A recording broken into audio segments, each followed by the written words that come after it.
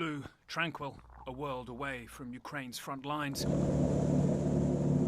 We headed out to where Russia may be filling its war chest to a record high. Crude oil tankers, sometimes engaged in opaque, secretive transfers. These two under sanctions busting suspicions in the past. The big one from Russia's Black Sea coast, transferring crude to the smaller one, which also came from Russia.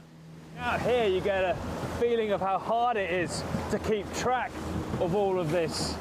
Just transfers occurring out here in the blue expanse.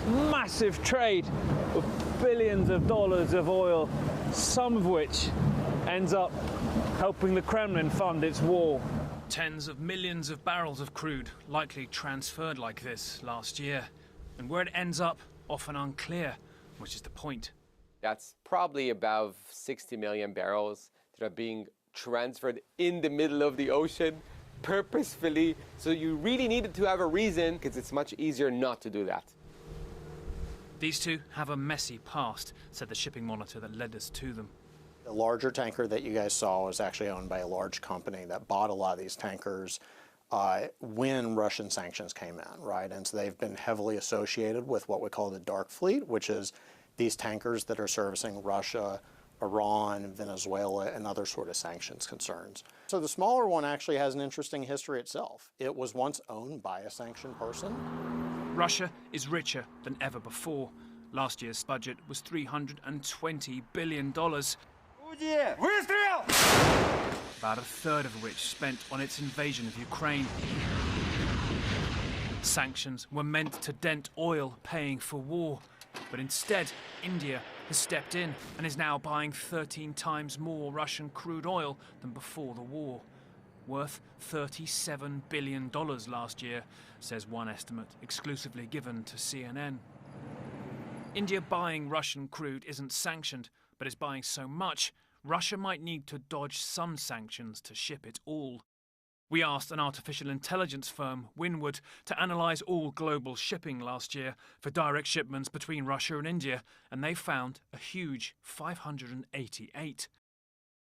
A separate analysis by Polestar Global for CNN revealed over 200 other ships that left Russia last year and did a ship-to-ship transfer off the Greek coast to another boat that then went on to India. Ship-to-ship transfers are done legally, but they're also used as an illicit tactic to evade sanctions, to sort of try and confuse the authorities as to where this oil is coming from and who's buying it at the end of the day.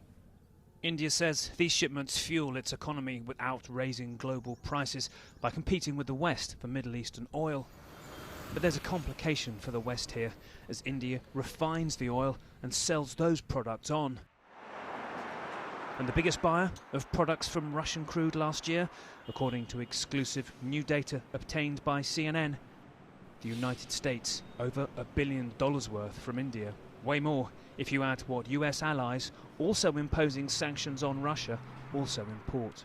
So we've seen an increase in 2023 of 44% of oil products that are being made from Russian crude oil flowing into those countries that impose sanctions on Russia, such as the US, UK and EU. But Russia's even on the make from the refining. This Indian port and refinery, Vadanar, sent an estimated $50 million of refined products to the US last year. And guess who owns nearly half of it? Rosneft, the Russian state oil giant enriching the Kremlin.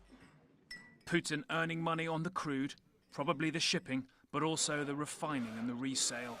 Really, you're talking about something which is amazingly lucrative, and therefore the temptation to do that as a person or as a company is absolutely huge for the traders. And they could just make 10, 20, 30, 40 million within 4 or 5 months.